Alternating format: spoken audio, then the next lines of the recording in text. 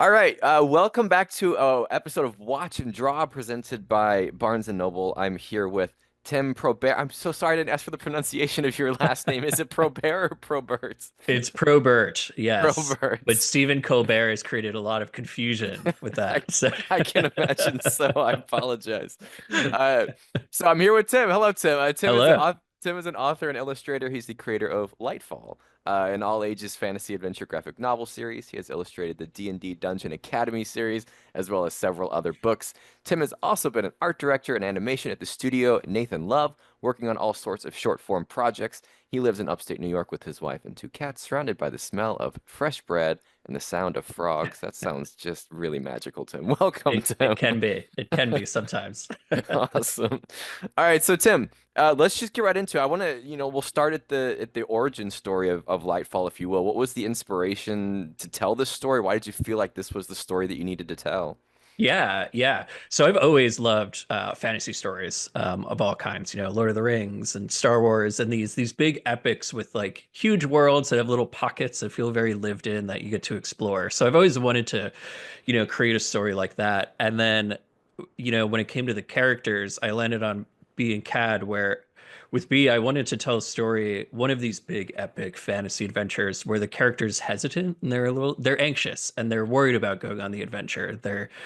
They want to go out and see the world, but the world is scary and they go anyway. So it's about, dealing with those emotions. And then, with Cad having this big, confident bravado character that's kind of like helping her along, but deep down he's also got his own feelings of like sadness and loneliness, and they're kind of like playing off and helping each other. So, it's just like that was my little twist on this sort of like classic fantasy adventure story.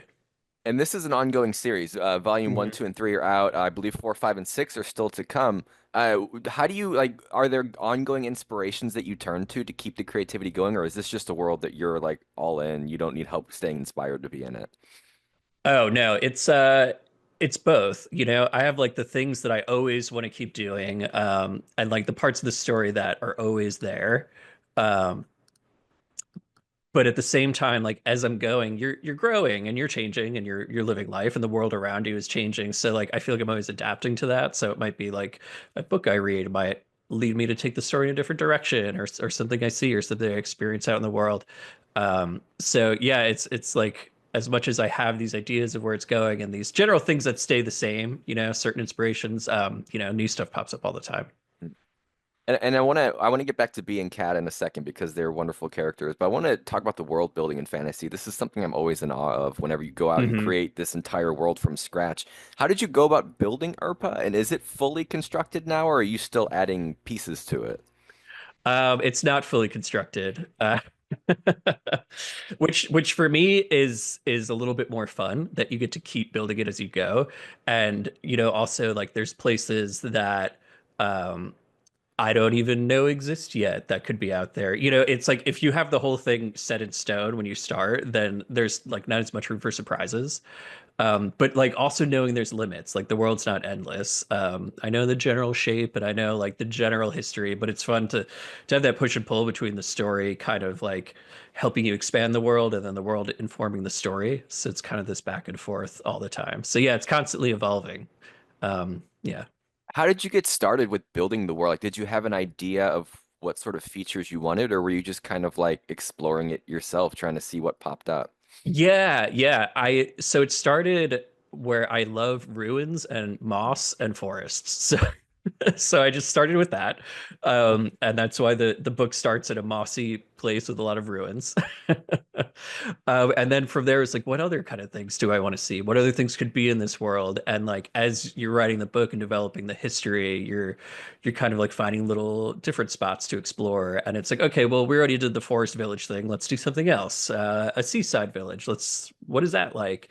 And then as you create these, I start to think of like, what is the history of that place and how does it work and how is it different from the last place we were in to keep stuff interesting, even if it doesn't make it into the book, just like always kind of thinking about this stuff. And then to add on to the world building, there is also that creating of different races. The Hmm. Goldurians, we've got the Pig Wizard, who's wonderful. Is this a similar process as the world building itself? Just sort of what did you want to see? What did you have fun drawing? And those became your characters? Or what was your creation process like? Yeah, yeah. It was a little bit of that. It was like just like I opened the door so that anything could be in there, I guess. Was like the one thing I set out early on. So you could have a pig guy walking around, and then there's like weird stuff like there's cat looking people, but then there's also like a regular cat that's just like your standard cat. So it's fun to put stuff in that's like directly from our world, and then stuff that's like totally off the beaten path.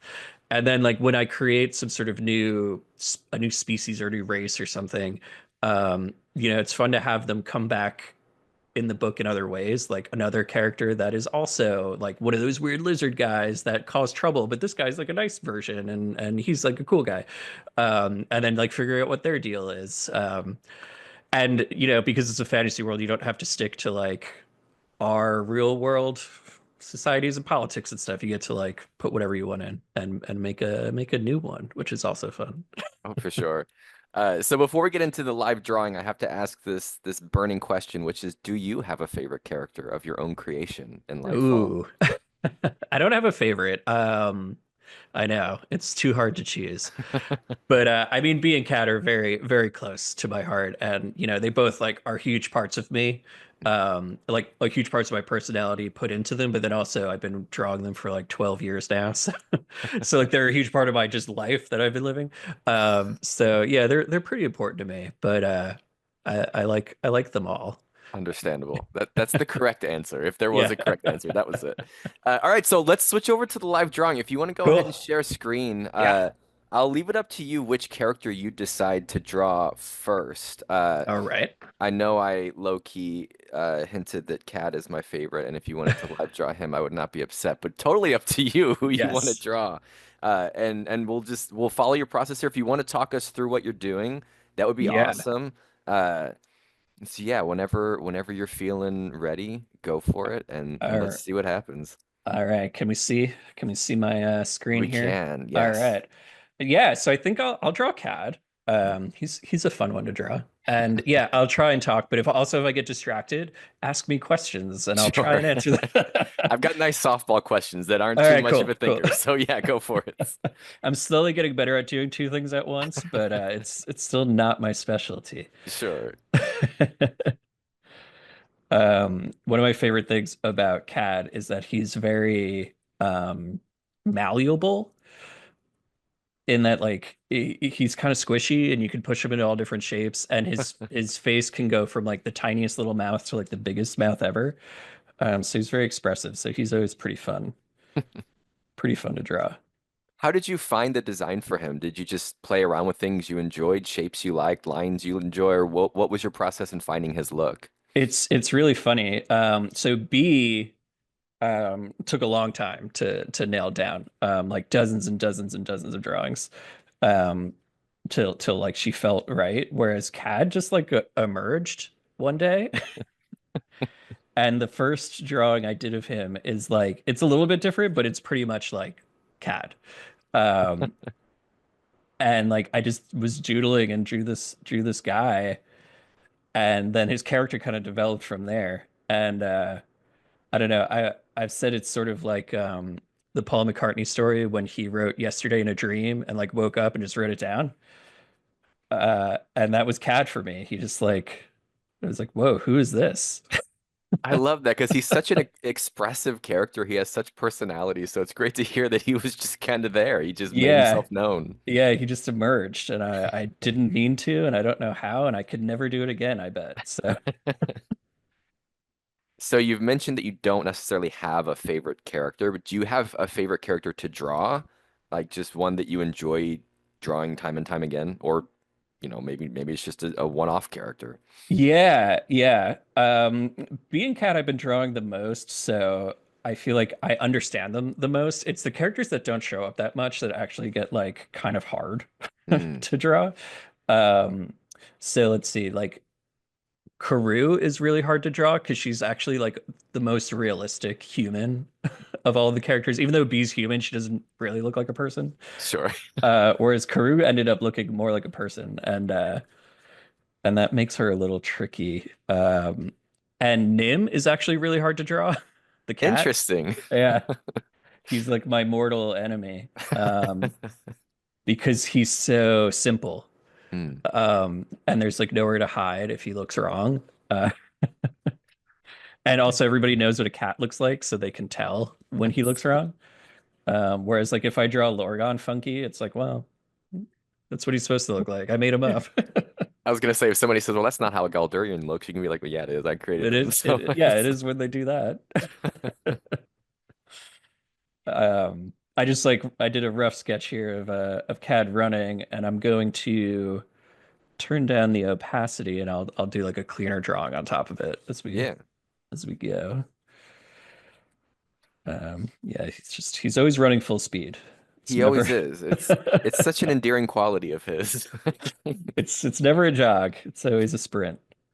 Do you have like this is the pencil stage. Do you have a favorite part of the illustration process? Is it like getting them out there and sketching them, the coloring process? What's sort of like the highlight of the process? This is another lame answer where I really enjoy every stage, but That's a also great answer.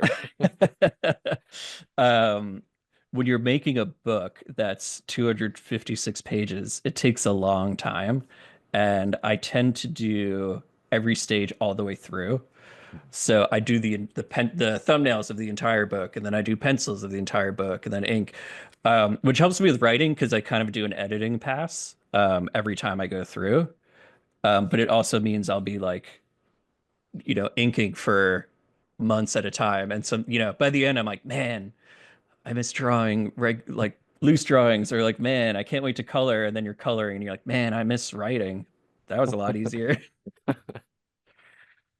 This is a question I ask a lot, but I'm curious. Like, you brought it up. It takes a long time to tell this full story. Hmm. How do you keep that fire going? I mean, besides like the obvious like deadlines, like I have to have it done by this time. How do you Yeah. keep that creative energy stoked?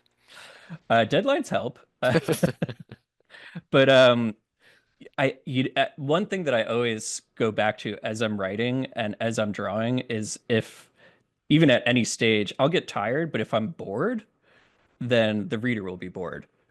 Is kind of what I keep in my head. Like if I'm not having fun drawing it or writing it, then it's not fun enough to be in the book. And I've had entire chapters where I've gotten through drawing it and I'm like, that wasn't great. And I think that means something was wrong with it, and I'll throw it out and start over.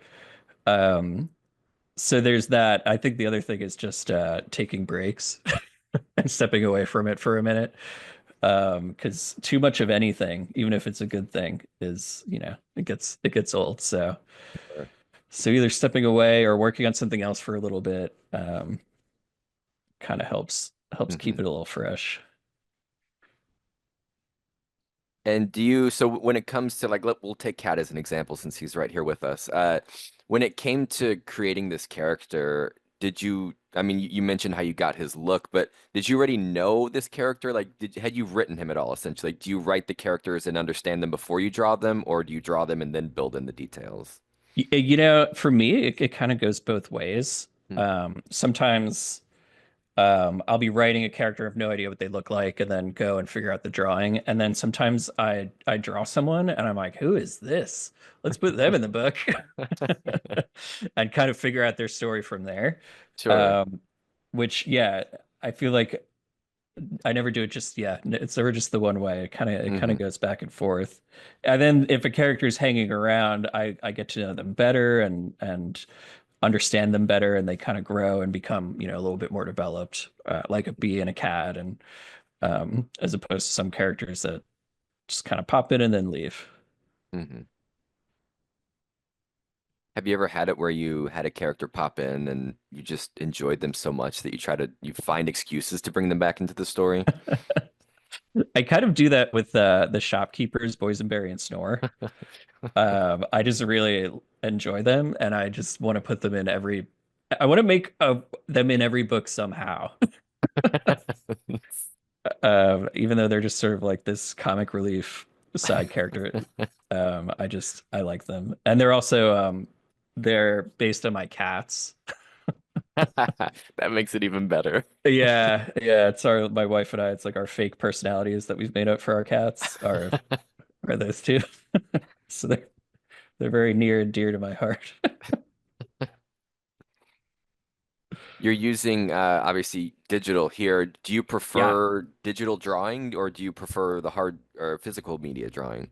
Yeah. So I do both, depending on what the needs of the project are. For Lightfall, I actually draw the entire book in pencil.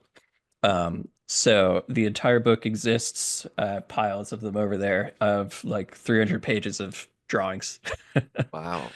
Yeah, so and then I scan them all in and I do the panels and the balloons I do digitally on top because I tend to change dialogue a lot. So the balloons are always kind of moving, so I kind of do them after and then I do color them all digitally. Hmm. Yeah. But as far as drawing, I tend to prefer, working in pencil. I think better in pencil. But as far as actually drawing, I could kind of bounce back. Working in animation, everything's fast, and I was an art director at a animation studio doing a lot of advertising, which was like fast turnaround. So yeah, it was all digital. Sure. Um,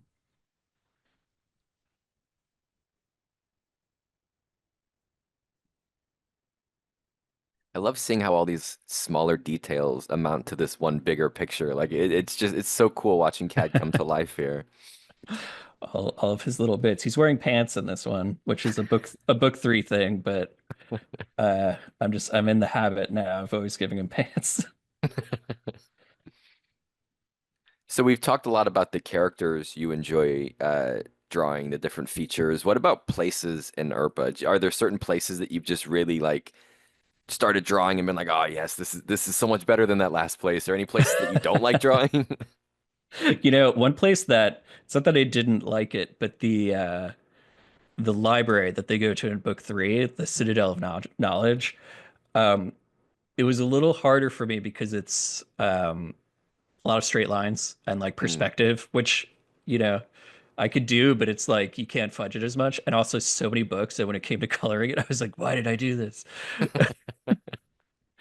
So that one was like a little exhausting. But not terrible. I think stuff like drawing the Lost River in book two was really fun, where there was just like I created a space where I could put anything I wanted in it. So, like all different types of ruins and rivers floating and like no rules. So that one was pretty good.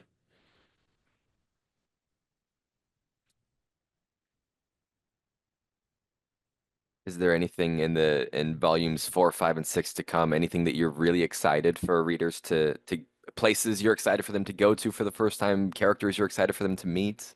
Yeah. I've been working away on number four for a while now. Um, and it's been a tricky one. Um, But the way it is now, assuming I don't throw it out and start over, they go to the island of Peladir, which is the island that has been cut off from the rest of the mainland for many years after the light in between was destroyed. Um, which just has an opportunity to create like a different culture and a different society that's living over here and what were they doing? And they speak a different language. And designing a different style of architecture and stuff. So um, I've been working on that, and I'm pretty excited about it. I am now too. I want to ask about book 3 in particular because there was such a really awesome colored shift where everything went dark and it just Hmm. became like it changed the whole tone of the book really. I mean, in a good way. It Hmm. made it so I don't know, it felt so different. Was that like a big revelation for you to like turn it all dark or was it just something that came about organically? It feels so, just it just felt so different and Hmm. so exciting. Thank you. I'm glad. I'm glad it worked. It was something that I was always. I always felt like the story was going to go there. It was in my head that at some point, I didn't know when it was going to happen or how it was going to happen. I was like, but at some point, it's going dark. And then I ended book two with that spoilers with the with that happening and and then when I went to start book three I was like freaking out. I was like, what have I done? Oh my God, how am I going to do this? The entire book is in the dark. What a mistake. Uh, Did so that provide like was that it were there artistic challenges in it being dark? yes, yeah. So it was good in the end, and like pushed me out of my comfort zone, and for sure of like, all right, how do we make 250 pages of darkness look interesting visually, play to the story, and print well and not be repetitive. It was like a whole lot of different things of like how many different ways can we paint the darkness? And then once you start doing it, there's a lot. Hmm. There's a lot you could do. Um, Yeah, that was, one of the really cool details that came from that was all the different ways that you played with lighting. Like light becomes so much more, well, light whenever it's so dark out. So it yeah, created such cool visual effects throughout the story. yeah, yeah, like a lot of contrast, and then also just like sitting and thinking, in the beginning they're kind of like still walking the world, and it's like they're not going to walk in pitch black, but they don't have flashlights. Like, what are they going to do? Burning torches all the time is like kind of inefficient. And then that's when I came up with the honey lamps of having like sticks with honey on them that have these glowing firefly bees around them all the time, which was like a fun way to kind of add light to the story, and figuring out different ways of how people would adapt to Sure. living in the dark. Yeah. um yeah. I think the other thing that I love about Cad is he's always so joyful. And it makes those moments where he's not, where he kind of gets a little sad, it just makes it hit so much harder because you're like, I need Cad to smile. I know, and I feel bad doing it. I'm like, I made Cat sad. uh, but yeah, I feel like, you want to believe him as a character and as a person, and know that he's not happy all the time, and like maybe he is covering up a little bit of his sadness, and but he is also like pretty generally like optimistic, and having a good time. um so yeah, it is a little more like, oh man, he's sad, bummer. If Like he's sad, there's no hope for any of yeah, us. exactly, yeah, yeah, yeah, yeah, there he is. There he is in all of his glory. Yeah. Ah, I do love Cad. He's a wonderful character. Thank you for bringing him to life here right Yeah, before us. yeah, So now I'm gonna put you on the spot and see if you'd be open to creating a brand new character. Can be set in the world of Lightfall, doesn't have to be, can be whatever you want it to be. yeah. Just so we can sort of see your process of more or less creating a character from scratch. Not that you can't use something you've built off before, but just seeing how you go about creating characters, how Hmm. they look. Yeah, yeah, absolutely. I'm gonna turn these guys off. I'll make myself a new layer. Um, I usually just start with doodling, Hmm. is how my characters usually begin. And if there's something I've been doodling a lot recently, it tends to like turn into something. Um, and I've been on a kick with like dragony lizard kind of guys, Hmm. which isn't particularly new for me, um, but they're still fun. So I'm gonna draw one of them. So you mentioned that if you've been doodling something for a while, they tend to become something, they become a character or whatever. What is it about certain characters that, makes them keep coming back, or is it just something where that's just where your subconscious wants to go? I think it might be that, and I have to be careful that I don't like start repeating myself in my drawing by just like drawing the same thing all over there, repeatedly. Hmm. Uh, but I think there's certain things that I gravitate to. And like lizardy dinosaurs are definitely up there. And skulls. I draw a lot of skulls. Interesting. Yeah. Yeah. I don't know why, but I feel like they're kind of fun to draw. Um, yeah, skulls and dinosaurs. That's a good pairing. And dinosaur skulls occasionally, Of it all. course. So how much trial and error? I mean, you kind of already answered this, but how much trial and error goes into character design? Like, say this is a character that you're wanting to tell their story. How much are you just like playing around trying to get a look that feels right for you, for the story, for whatever? Yeah, yeah. For me, it's so much trial and error. Um, especially like um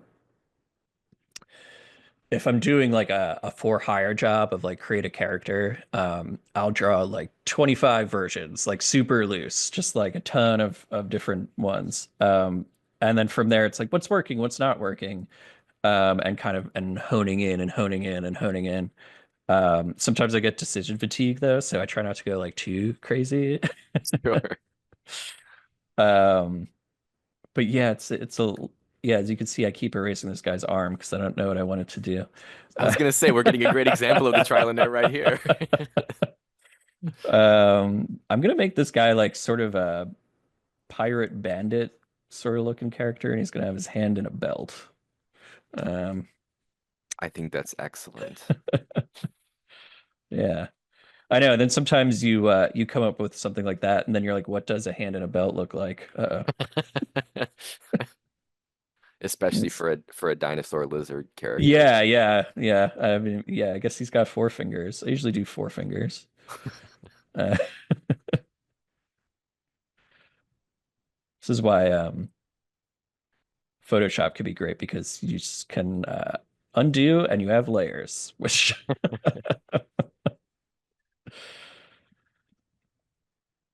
So you've mentioned, the drawing portion and the writing portion. Which came first, Tim the writer, Tim the artist, the visual artist, or did they grow together? I think they were growing together and I didn't totally realize it. I've always been drawing ever since I was a little kid, and always wanted to be like an artist of some kind. And when I was younger, I would write stories and tell stories and all this kind of thing, like have these like epic like Lego stories with characters like set up in my room for weeks at a time that were going on these like, 3-month quests. But it was never something that I thought I was very good at or would get to do professionally. So, and I've been drawing for a long time, as an illustrator, and yeah, getting to become a writer too has been surprising but awesome. I love that.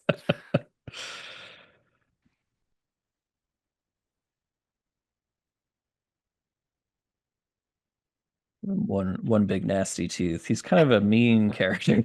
I was gonna say he's got that eye. He's throwing shade at us right now. Yeah, yeah. Gonna make him even meaner.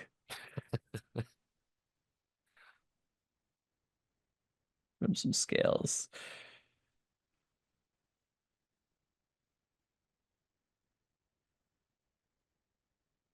There's also the characters that you get very attached to that you end up having to cut. Mm. Do you have like examples of that happening? Yeah, I had this one guy, Squilber. I'm already a fan, and I haven't even seen I him. I know, I know. He had one eye and he was like not really a bandit, but like he was on a road where he had set up like a toll and he was saying he owned the road. It was gonna be in the third book, and I was like really attached to Squilber. And the more I was going, the more I was like, this doesn't work, man. Like, and as I was rewriting drafts and going through, I kept like getting stuck on this Squilber thing, and I was like, he's the problem. He's got to go. He's like messing up the whole story. So Squilber got killed, Poor Squilber. but he might come back one day. We never I know. I hope so. I hope so now. So this is often, I should say, a tough question, but when it comes to naming characters, like Yeah, let's say you have to name this guy. How do you yeah, start thinking up names? Do you already have one in mind? Do you let his look inform his name? What's sort of your brain process when it comes to giving them a name? yeah. I might have one in mind. Since this guy is like a mean character, I'd try and brainstorm something that felt unpleasant, maybe, or not so heroic. If I don't have one in mind, I have like a running list of like name ideas and starting points that I'll go through, and some of them are like made up words, and some of them are real names, and some are just words from different languages that I like the look and sound of. And sometimes what I'll do is almost like like a thought exercise of like write it and then just keep like writing it and changing a letter or two. So it uh like this guy might be say he's Squilber and then I'll be like Quilber, Gilber, Bilber, Bilber. He's named Bilber. You know. There we go. I love it.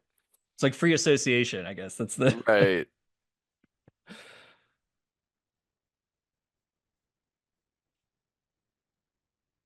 He's almost got a Han Solo vibe to him with the vest and the Yeah. maybe a bit more devious than that. Yeah. Yeah, I'm gonna clean this guy up. He does need a name though. I don't know. Bilber's pretty good.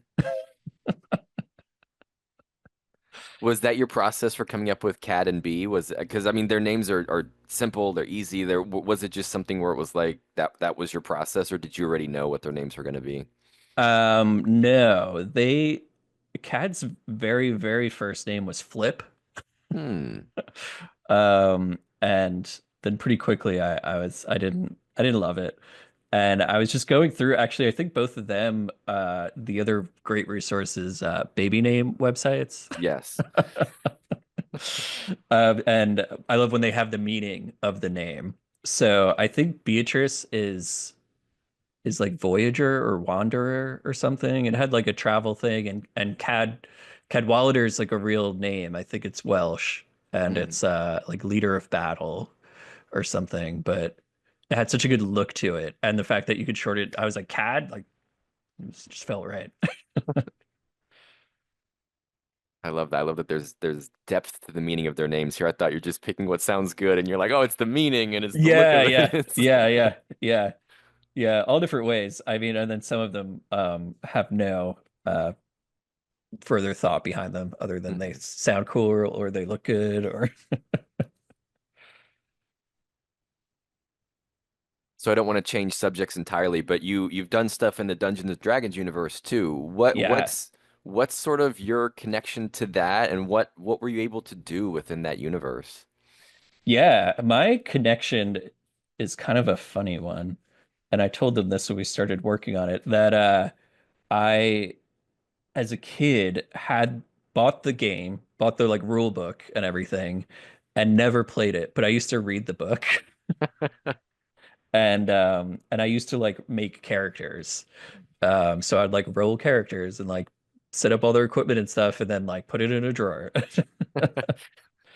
Um I think I was probably too young, but I also just like never fully understood the game, like Mhm. the imaginative aspect of role playing, which I get now. But so yeah, I feel like I had a pretty solid knowledge of it without a lot of experience. Mm. That makes sense. Yeah, no, definitely. Um, so yeah, as far as what I was then able to bring to it, um, it was a really fun process because Wizards of the Coast has like very specific rules about how certain monsters and stuff look. Mm. And I didn't know all of those off the bat. I learned a lot of them. But it was like this guy always has 10 eyes and like four-footed feet and like um I got these like awesome breakdowns of every dragon and like all of their different qualities because there are a lot of dragons showed up and like how many claws they have for their wings and all this stuff. But to do that and then be able to like draw them in the way I normally draw, so like staying within my style or whatever. Um, I don't know. It was fun. It was fun to interpret a lot of Mhm. those characters. And it was great because the story had them, the monsters being like the good guys, and they all had like these different quirky personalities. There's like a vegetarian owl bear, and you know, fun stuff like that. So I love that. And you got to draw dragons, which is, as we've talked about, your frequent muse. I do, I do love to draw a dragon, and the third book in that series was also very full of skeletons. Oh, nice. Yeah, yeah, Hitting all the things on the checklist. yeah, yeah.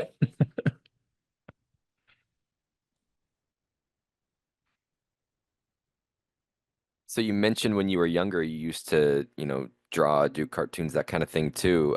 Has anything from like way back in the day stuck with you and worked its way into your current projects? Oh, that's a good question. Um, there's this bear character that I used to draw in high school. So not super young, but like many years ago for me. Uh, and I've been working on a project. We'll see if it ever turns into anything. But I just had this idea of like bringing this bear back with his friend, a skeleton. Wow, really And set myself up here. Squilbur. Yeah, and And Squilver, yeah. Squilbur. Yeah. So yeah, this like bear that I used to draw years ago, he's kind of circled back into my life. I'm trying to think of who else. I feel like there are a few other ones. Um, I don't know offhand. There's got to be one. There's got to be one that's in there. I will occasionally, if I'm stuck, just looking for a new character design or something, I'll go back through old drawings and see if there's like something in there that I never used that I might see in a different light. It's like, oh, I forgot I drew that. That's kind of cool. And I'm curious, seeing, especially with him, with this character you're working on now, these like the small details, like the scales and stuff. When it comes to drawing characters over and over again, how particular are you with these like minute details? Like, does he have to have the same scale design, the same number of spikes, or are you pretty lenient with that? Yeah, I tend to be too lenient sometimes. I'm not very good at drawing the same thing twice. I originally was like learning to be an animator, and I kind of gave up on animation because I could never keep anything on model because I was constantly drawing it differently. Which also, in comics is sort of important to keep things consistent too. So I have certain things that I do follow, like Bea and Cad have their own certain rules. I try to keep them pretty consistent, but stuff like scales or wrinkles on clothes, like a lot of that stuff will kind of change Mhm. as it goes. I also try to not overload stuff with detail that I'm going to draw a lot. Mm. But I do fail at that often. Like by the third book in Lightfall, Bea and Cad are they're wearing so many clothes and carrying so much stuff. And yeah, that made drawing was harder, but it was really coloring. Like every time I color them, I was like, man, they have like so many colors now. What have I done? And, we haven't talked about coloring much. Do you work with the palette? Do you have an idea of the colors you're going to be going with, or do you just kind of let the characters fill themselves? Yeah, I'll usually do options at the beginning for a character. Um, I'll just like try some different stuff out if I have no idea. If they're for like a specific part of the book or story, I might do their colors based on that. Like, oh, they're going to be in this nighttime scene, and I want them to show up, so this guy's going to be like kind of orange. So there's stuff like that. But yeah, I also have certain colors that I gravitate to that tend to like help just keep everything sort of unified. And yeah, when I'm painting pages, I tend to do like a master page for a section that I can refer to, and then I make a palette from that I'm always pulling from, and the palette kind of like grows as the chapter goes, and I need to keep adding stuff to it. Hmm.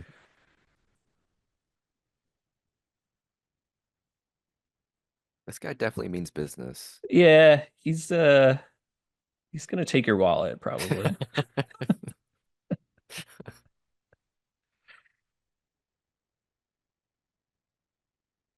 Yeah, he's pretty fun though.